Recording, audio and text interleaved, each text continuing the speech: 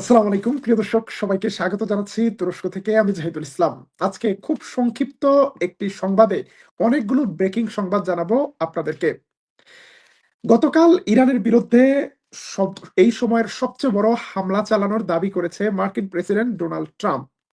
কিন্তু আক্রমণ হয়েছে ইরানে, সেনা নিহত হচ্ছে ইসরায়েলের আর আমেরিকার।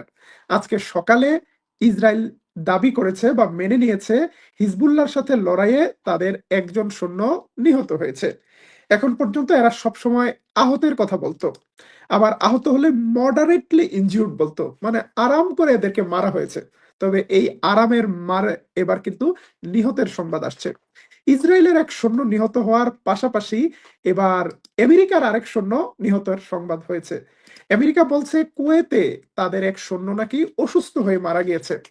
কুয়েতে গতকাল রাত থেকে আজকে সকাল পর্যন্ত ব্যাপক হামলা চালিয়েছে ইরান, এবং সেই হামলায় কুয়েতের জাজিরা এয়ারলাইন্স তাদের কুয়েত থেকে সার্ভিস বন্ধ করে দিয়েছে। আপাতত তারা সৌদি আরব থেকে তাদের বিমান পরিবহনের কাজ পরিচালনা করবে। হামলার পরে এই সেনা কি আসলে পেট ব্যথা হয়ে আহত হয়ে মারা গিয়েছে, নাকি আহ ইরানের হামলায় মারা গিয়েছে সেটা আমরা নিশ্চিত নই, তবে মারা গিয়েছে সেটা নিশ্চিত। প্রিয় দর্শক, গতকাল রাতে ইসরায়েল এবং আমেরিকা ইরানের বিরুদ্ধে যে হামলা করেছিল, তাতে ইরানের তেলের ডিপোগুলোতে হামলা করেছিল। প্রকাণ্ড অগ্নিকাণ্ডের সৃষ্টি হয়েছিল তেহরানের আশেপাশে থাকা তেলের ডিপোগুলোতে। সেই আগুন জ্বলেছে সকাল পর্যন্ত। ইরানিরা এইভাবে একটি সকাল শুরু করেছে। সেই সকাল ছিল ধোঁয়ায় আচ্ছন্ন এবং অবসাদগ্রস্ত। সকাল পর্যন্ত আগুন জ্বলতে দেখা গিয়েছে। কিন্তু এই হামলার মাধ্যমে ইরানের ন্যাশনাল স্পিরিটকে বিন্দুমাত্র কমাতে পারেনি আমেরিকা। ইরান আমেরিকার ঘাঁটিতে এবং ইসরায়েলে মিসাইল হামলা অব্যাহত রেখেছে।